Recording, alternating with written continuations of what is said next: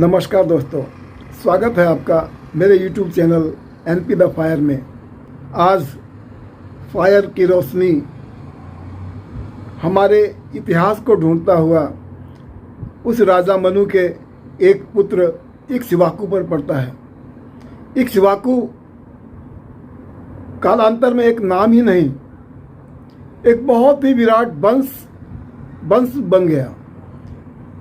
इक्ष्वाकु वंश का नाम इतनी आदर के साथ हमारे सनातन संस्कृति में लिया जाता है कि उसकी 56वीं पीढ़ी श्री राम थे। उनके वंश के बहुत सारे राजाओं ने हमारे समाज के लिए, इस विश्व के कल्याण के लिए, मानवता के कल्याण के लिए, विज्ञान की खोज में बहुत सारे अनुसंधान, बहुत सारे ऋषि मुनि इस अनुसंधान को प्रयोग में लाते थे, इस अनुसंधान को करते थे। गुरु शिष्य परंपरा बहुत ही चरम पर थी उस जमाने में। हर जगह शिष्य, गुरु, ऋषि, महर्षि, यज्ञ, अनुसंधान ये चलती रहती थी और राजा इनको संरक्षित करता था। कभी भी इनके राज्यों में जो विकास का कदम है वो पीछे नहीं होता था। उसी की श्रेणी में एक राजा हुआ था सगर। आपको मालूम होना चाहिए, राजा सगर इतने प्रतापी राजा थे कि उनसे जो देवराज इंद्र हैं वो भी जलते थे। यहाँ तक कि जब राजा सगर ने अपना अश्वमेध यज्ञ का घोड़ा छोड़ा और उसके पीछे 60,000, कहा जाता है राजा सगर के 60,000 पुत्र उसके पीछे महाशक्ति के रूप में चले कि कोई अश्वमेध यज्ञ के घोड़ा को कोई रोक न सके, कोई छेड़ न सके। उन्होंने चुपके से अपनी माया से जो घोड़ा था वो घोड़ा चुरा लिया रात में सोते हुए और कपिल ऋषि, कपिल मुनि के आश्रम में जाकर बांध दिया।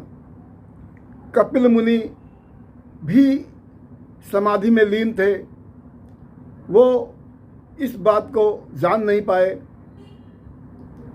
जब 60,000 पुत्रों ने, सगर के पुत्रों ने सुबह देखा हमारा घोड़ा नहीं है, वो आकाश पाताल एक कर बैठे और ज़मीन को खोद कर पाताल लोक में चले गए और पाताल लोक में कपिल मुनि के आश्रम में बंधा हुआ वो घोड़ा देख कपिल मुनि को बहुत ही भला बुरा कहने लग गए। उनको लगा ये ऋषि ही इस घोड़े को बांधकर पकड़कर यहाँ लाया है। जब कपिल ऋषि को क्रोध आया, उनकी तपस्या भंग हो गई, तो उन्होंने क्रोध में उन 60,000 जो उसके पुत्र थे उसको भस्म कर डाला। और इसके बाद शुरू हुई उन 60,000 जो उसके पुत्र थे उसके उद्धार की कहानी। मालूम है, उसके उद्धार के लिए राजा सगर, उसका पुत्र अमंजस, उसका पुत्र अंशुमान, उसका पुत्र दिलीप, ये सभी अपने अपने शासनकाल की पूर्ति और अधूरे शासनकाल को छोड़कर अपना समय पूरा कर अपने पुत्रों को शासन देकर सभी भगवान की भक्ति में लीन हो गए। सभी ने तपस्या, घोर तपस्याएं की। आखिर में दिलीप का जो पुत्र था भगीरथ, उन्होंने वाकई में धरती पे गंगा को लाने का प्रयास सफल किया। भगीरथ ने बहुत ही घोर तपस्या करके अपनी चतुराई से, अपने अदम्य साहस से, अपने विनम्र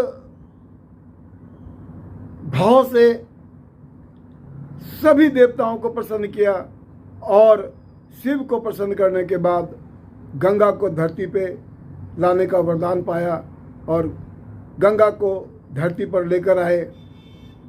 आज भी वो गंगा इतनी फलदायिनी है कि उनके किनारे पे रहने वाले लोग कभी भूखे नहीं सो सकते। कि नदियों के किनारे ही हमारी सभ्यता होती थी, अगर नदी सूख गई तो हमारे प्राण सूख जाते थे। पहली सभ्यता, जो जितनी भी पुरानी सभ्यताएं हैं, वो नदियों पर ही आधारित थी। आपको हमने सिंधु घाटी सभ्यता के बारे में बताया था। आपको आगे चल के मैं ये भी बताऊंगा कि जो सरस्वती नदी थी, सरस्वती नदी जब तक चली वहाँ एक बहुत ही महान परंपराएं चली, एक बहुत ही महान शासनकाल चला। जैसे ही सरस्वती की धारा सूख गई वैसे ही वहाँ पे जो सभ्यताएं थी वो समाप्त हो गई। तो गंगा नदी को लाने का श्रेय भगीरथ को जाता है, इसीलिए गंगा को भगीरथी भी कहा जाता है। इतने बहुत ही महान महान कार्यों को अंजाम देने वाले ये हमारे सनातन धर्मी, हमारे हिंदू धर्म के वो पुरोधात, वो वंशज हैं जिनका इतिहास बोलते वक्त हमें इतने गर्व का अनुभव होता है।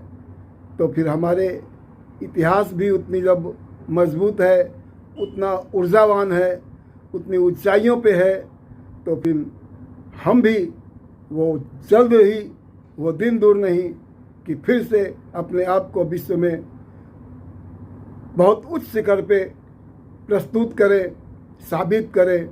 नमस्कार, धन्यवाद।